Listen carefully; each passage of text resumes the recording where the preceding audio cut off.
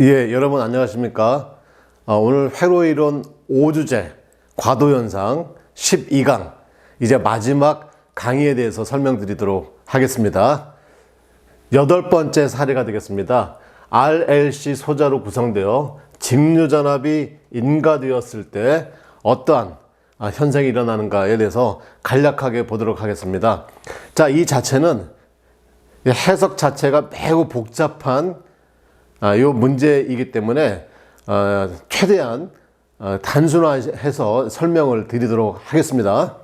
자, 이거 그림처럼 RLC가 직렬로 되어 있고 그 다음에 직류전압이 인가됩니다. 즉 T 이꼴 0인 시간에 스위치를 닫게 되겠죠. 자, 그때의 KVL 방정식을 세워보게 되면 가해진 기전력은 회로나의 전압 강하의 합과 같다 이렇게 됐으니까 전류 I가 흐르게 되면 R의 IT, 그 다음에 L의 DT분의 DIT, 그 다음에 C분의 1의 인테그럴 IDT에 대한 전압 강하의 식으로 정리가 되겠습니다. 자, 이것은 그전에도 누차 설명드렸었죠.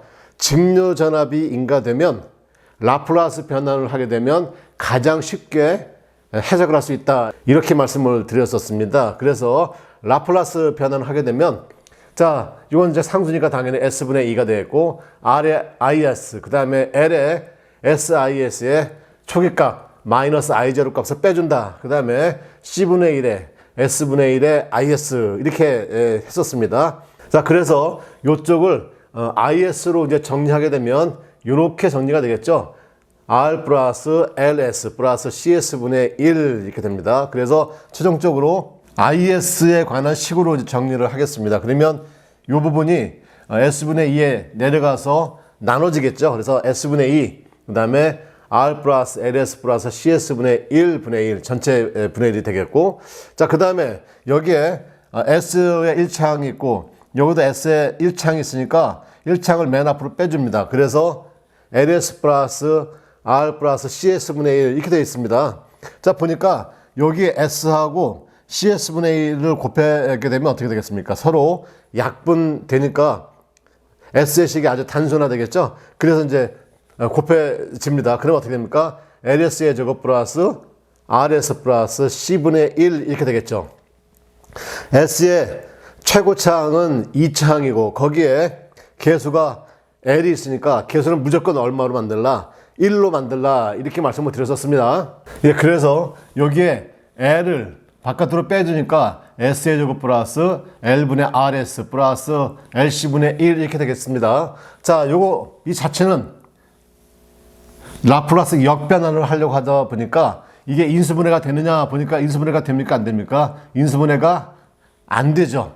그래서 인수분해가 안 되면 어떻게 한다고 했습니까? 완전 제곱꼴의 형태로 만들어줘라 이렇게 했었습니다. 그래서 완전 제곱꼴의 형태를 만들어 주려고 하니까 먼저 L을 위로 올려서 L분의 2로 이렇게 만들어 줬고, 그 다음에 분모는 S의 제곱 플러스 L분의 RS, 그 다음에 LC분의 1이니까 여기에서 완전 제곱꼴의 형태를 만들어 주려고 하면 S를 2로 나눠주는, 그죠? S를 2로 나눠서 제곱을 씌우면 되는 겁니다. 그러면 얼마만큼이 더 들어갔냐면 2L분의 R 전체 제곱이 더 들어갔으니까 그만큼을 빼주는 겁니다. 그만큼을 빼줬고, 원래 LC분의 1이 있었으니까 전체를 가로로 씌우려고 하면 마이너스에 마이너스, 그래서 LC분의 1을 반영을 이렇게 해줬습니다.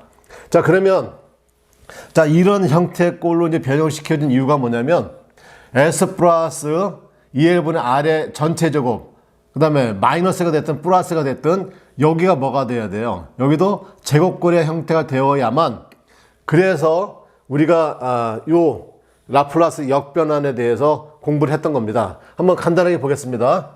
자, 만약에 S 플러스 A의 제곱 플러스 오메가의 제곱 전체분의 오메가다 라고 하면 어떻게 된다고 했었냐면 2의 마이너스 AT의 사인 오메가 T다 이렇게 했었죠. 그래서 이렇게 라플라스 변환시키고 라플라스 역변환도 이렇게 시키는 거죠. 예.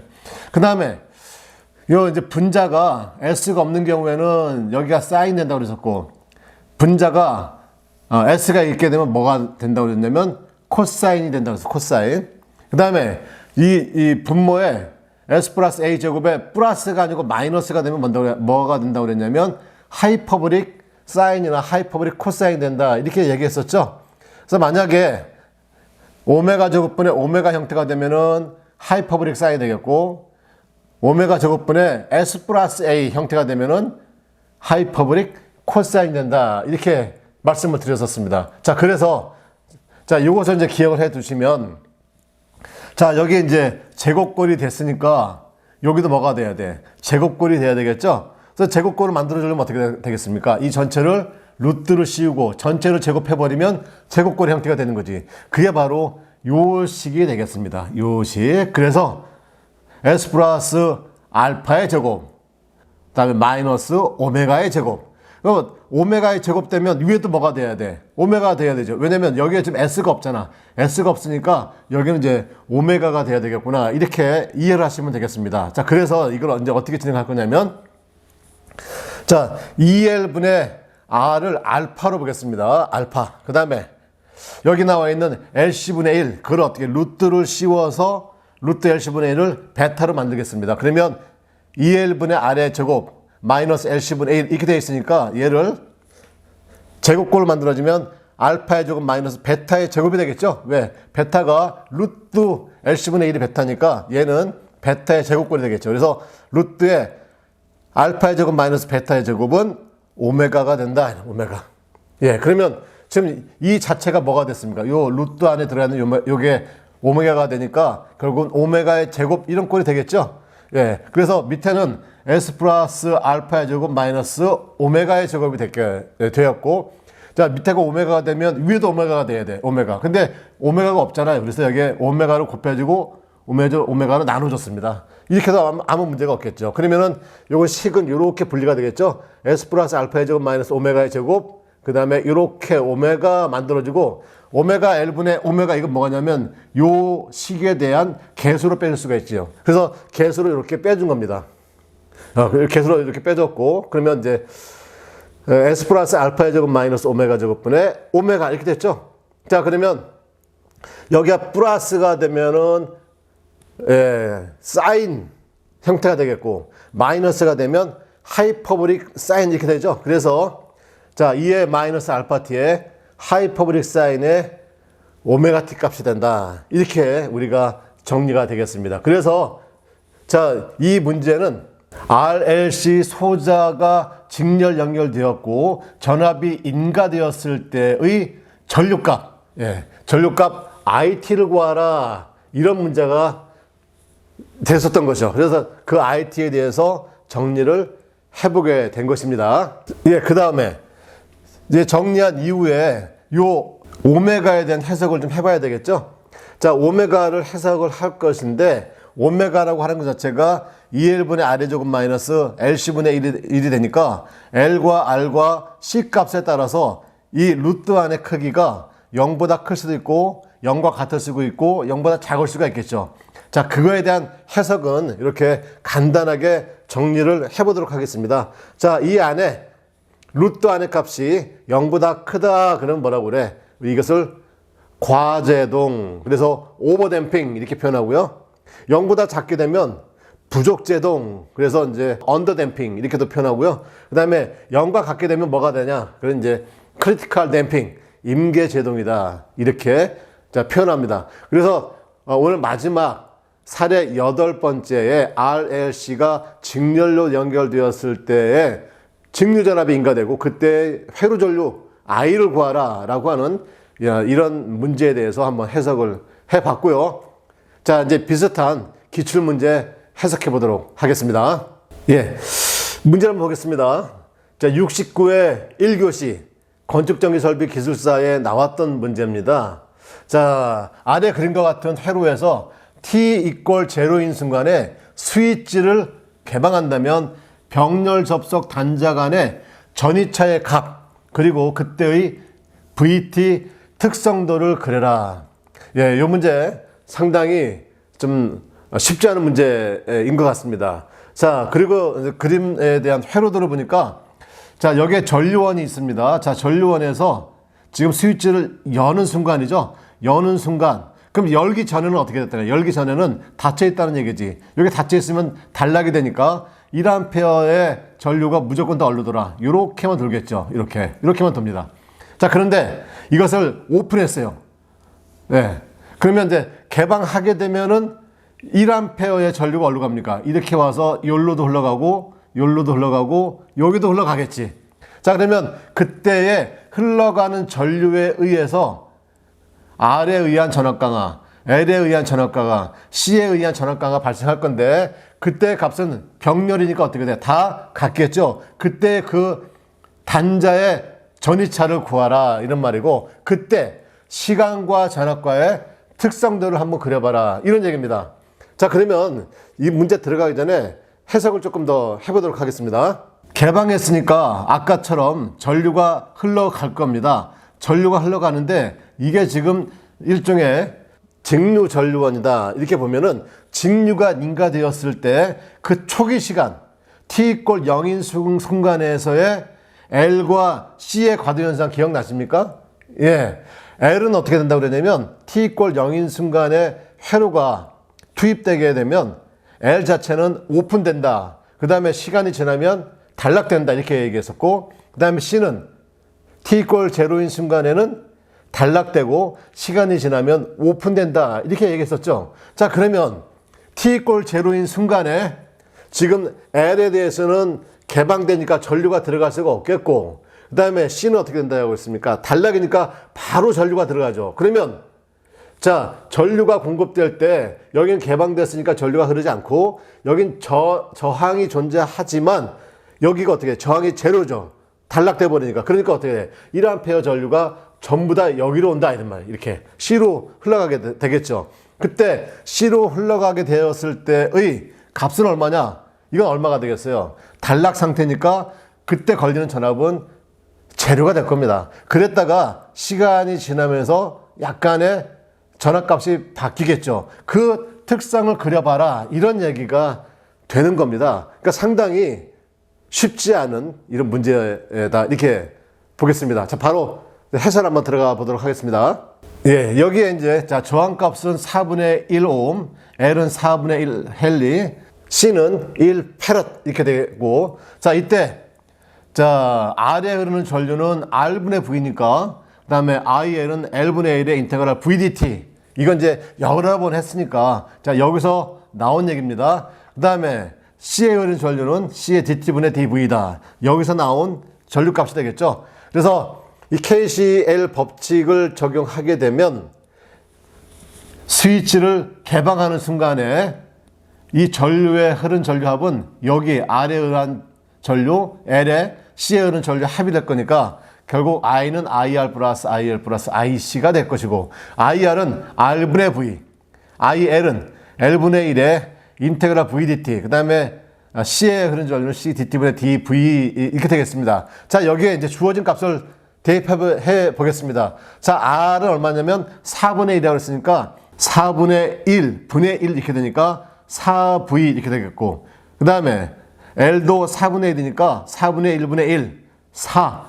예, 그다음 인테그랄 VDT 이렇게 됐고, C는 얼마나 주어졌냐면 1 이렇게 됐습니다. 그래서 요 식이 예, 지금 KCL 법칙을 적용해서 전압의 형태로 식이 만들어졌죠. 자, 그러면 자, 여기도 전압, 여기도 적분 형태의 전압, 여기도 미분 형태의 전압이 되어 있죠. 자, 이럴 때는 어떻게 하면 됩니까? 양변을 전부 다 미분을 해버리는 겁니다. 왜 그러냐면 적분의 형태가 되어 있으니까 미분하게 되면 여기는 그냥 V가 살아남게 되겠고, 자, 4는 어떻게 돼요? 4V는 4DT분의 DV 이렇게 될 것이고, 그 다음에 여기는 그대로 4V가 올 것이고, DT제곱에 D의 제곱 V. 그래서 이런 형태의 식이 만들어지게 되겠습니다. 자, 그러면 여기서 이제 이것도 이제 미분의 형태가 됐으니까 이것도 최고차항으로 정리하게 되면 DT의 제곱에 D의 제곱 V, 4DT분의 DV 플러스 4V 해서 전압에 관한 미분 방정식으로 표현되어 있죠.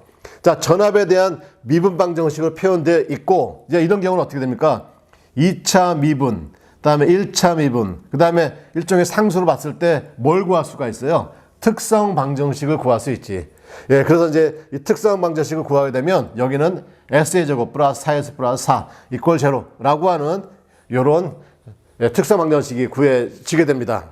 예, 이제 특성 방정식 구해서 요걸 풀어야 되는데 보니까 어떻게 돼? 이거 완전 제곱꼴이 되겠네. 그래서 s 플러스 2의 제곱은 제로. 그래서 2차식이니까 이걸 S1, S2라고 보면 S1, S2는 둘 다 값이 얼마라는 얘기입니까? 마이너스 2가 되죠. 이걸 이제 중군이라고 하지. 자, 이제 이런 미분 방정식에서의 중군이 나오는 경우에는 어떻게 최종적으로 다시 식을 정리할 수 있냐면 t에 관한 0차와 1차식으로 표현이 가능합니다. 그래서 0차식, 그래서 k1의 2의 마이너스 2t, 그 다음에 1차식 k2의 t 2의 마이너스 2t 이렇게 정리가 되는 것이죠. 예, 그래서 여기서 이제 이 회로에 적용이 가능한 전압 방정식의 형태로 만들었다 이런 얘기입니다. 자, 여기서 이제 t가 제로일 경우에 전압의 크기는 얼마냐 이제 이것을 따지려고 하니까 아까 초반에 설명드렸던 t가 제로일 때의 인덕턴스는 오픈되고 그때 캐패시턴스는 쇼트가 된다고 하지 않았습니까? 그러면 쇼트가 되니까 전류가 전부 다 어디로만 흐른다고 그랬어요? C에만 흐르게 되는 거야. C에만 흐르고 거기에 단락되니까 C에 걸리는 전압은 얼마가 되냐면 0이 되겠지. 그래서 전압의 초기 값은 얼마냐? 0 이렇게 되는 거죠. 그러면 시간 제로일 때니까 t 이퀄 제로면 0은 없어지겠고 t가 제로 되면 2의 0승이니까 k1만 남죠. 그 k1 그 값이 얼마라는 얘기입니까? 0이야. 그래서 k1은 개수가 제로가 된다. 이렇게 바로 볼 수가 있겠고. 그래서 이제 최종적으로 이제 전압 관련된 식으로 정리하게 되면 어떻게 됐습니까? K2의 T의 2의 마이너스 2T가 되는 것이다. 예, 그래서, 우리가 이제 구하고자 하는 이제 요 식이 하나가 이제 정리가 되었습니다. 자, 그 다음에, 자, 이때 이제 C에 흐르는 전류는 얼마냐? 자, C에 흐르는 전류는 전전류의 값이 돼야 되죠. 전전류의 값이 되니까 흐른 전류 값이 얼마야? 1A가 돼야 되겠죠. 그래서 C에 흐르는 전류 값은 이렇게 한다고 그랬죠. C에 dt분의 dVt. 그래서 dVt에다가 t가 얼마? 제로일 때니까 dV0가 되겠죠. 자, 그러면 자, C 값 주어졌고 1, I 값 전류 1 주어졌으니까 dt분의 dV0 초기 값은 C분의 1. 그래서 1 값이 나와야 되겠죠. 1. 전류 값이 나와야 됩니다. 그러려고 하면 여기에 이제 전압의 초기 값을 구해야 되는 거죠. 전압의 초기 값. 예, 즉, 전류 시간 제로일 때 값이 되는 것을 구해야 되니까 먼저 dt분의 d, vt를 구해야 된다. 이런 말입니다. 이 얘기는 뭐예요? 아까 나왔던 이 vt의 k2의 t, 2의 마이너스 2t에 대한 미분을 해라. 이런 말이 되는 거지. 네, 한번 미분을 해보겠습니다. VT는 K2의 T, 2의 마이너스 2T가 됐죠? 자, 이것을 시간에 관해서 미분을 해보는 겁니다. 그러면 여러분도 아시겠지만 시간에 관련된 식은 여기 T 하나 있고 2의 마이너스 2T가 있으니까 먼저 T, 앞에 거 미분, 뒤에 거 더하기 2의 마이너스 2T, 즉 뒤에 거 미분, 앞에 거 이렇게 하면 되지 않겠습니까? 자, 그래서 보겠습니다. 자, 미분해야 하니까 먼저 t 앞에 거 미분 t를 미분하면 1. 그래서 k2의 2의 마이너스 2t. 그 다음에 2의 마이너스 2t를 미분해서 k2의 t 여기 곱하면 되겠죠. 그래서 k2의 t에다가 2의 마이너스 2t 그 다음에 마이너스 2t를 미분하면 마이너스 2 이렇게 나오는 거죠. 그래서 요 식이 정리가 되는 겁니다. 자, 여기에다가 얼마 집어넣어야 돼요? 예, 초기값 제로, 즉 t가 제로일 때 값을 집어넣는 거지. 그래서 t가 제로일 때 값을 집어넣으면 여긴 또 어떻게 돼? 제로 들어가면 전체가 다 없어지게 되겠죠. 그래서 k2의 2의 마이너스 2t 이 값이 얼마란 얘기입니까? 1이란 얘기지. 1. 그래서 이 값이 초기 값이 1이어야 되니까 t가 제로가 됐을 때 2의 마이너스 2t는 제로. k2는 얼마가 돼? 1. 이렇게 돼. k2 1. 그러면 이제 최종적으로 전압식이 정해졌죠. 자, VT는 K2가 1이니까 T의 2의 마이너스 2T승이 되더라. 예, 이제 이어서 이제 VT 특성도를 한번 그려보도록 하겠습니다.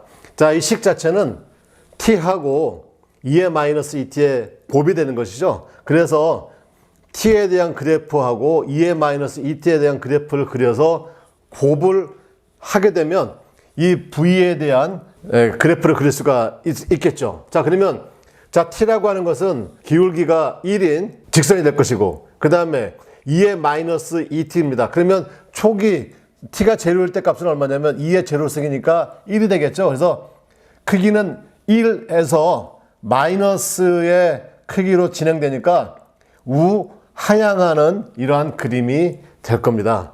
자, 그러면 이 값들을 서로 곱하는 거니까 1과 제로 초기 값은 얼마가 되겠어요? 당연히 제로가 되겠지. 그 다음에 1보다 작은 값들이죠, 전부 다. 2의 마이너스 2t는 1보다 작은 값이고, 두 개 만나는 곳은 여기에서 만날 겁니다. 여기에서. 그러면 자, 1보다 작은 값이 2의 마이너스 2t승에도 존재하고 y 꼴 t에도 존재하니까 결국 어떻게 되겠습니까? 1보다 작은 값에 같은 값이니까 제곱이 되겠지. 그 제곱되면 어떻게 되겠어요? 그 값이 1보다 훨씬 작아지는 거지. 그래서 작아지고, 그 다음에 자, 여기 예를 들면 여기를 뭐 0.7로 하게 되겠고, 보고 여기 예를 들면 0.3이다 이렇게 보겠습니다. 그러면 어떻게 돼? 두 개 곱이잖아요. 두 개 곱은 어떻게 돼? 작은 것보다 작지. 왜? 3, 7에 21, 0.21이니까 작은 값보다 작게 되는 겁니다. 그래서 얘는 그림이 어떻게 되냐면 이런 식으로 해서 최저값을 찍고 이렇게 내려갈 것이 되겠죠. 그래서 이 그림을 좀 확장하게 되면 어떻게 돼? 이렇게 그림이 그려질 것이다. 이런 얘기가 됩니다. 물론 이것은 정확하게 여기가 어떤 시점이냐라고까지 다만이제 그림을 그릴 필요는 없고, 이렇게 그려서 이 그림이 이렇게 표현되는 것이다. 그래서 결국 뭡니까? 시간이 지나갈수록 처음에 전압은 제로여서 약간 커졌다가 시간이 무한대로 가게 되면 다시 얼마로? 0의 값으로 접근하는 그림이 될 것이다. 이렇게 해석할 수가 있다. 이렇게 보겠습니다. 오늘도 문제를 풀어봤고, 그래서 전체 이제 12강에 대한 강의를 종료했습니다. 제가 서두에도 말씀드렸던 것처럼, 자, 이것은 RL, 직류전압이 인가될 때, RC, 직류전압이 인가될 때, 그 다음에 RL, 직류전압이 제거될 때, 이렇게 세 가지 사례가 가장 출제 빈도가 높았죠. 그래서 이 세 가지를 시간이 없으시면 이 세 가지를 중점적으로 하시되, 내가 좀 고득점으로 맞아야 되고 좀 안정적으로 합격해야 되겠다라고 하면 지금 공부했던 요 내용까지 숙지를 좀 해주시면 될 것 같습니다. 자, 여러분 수고 많으셨습니다.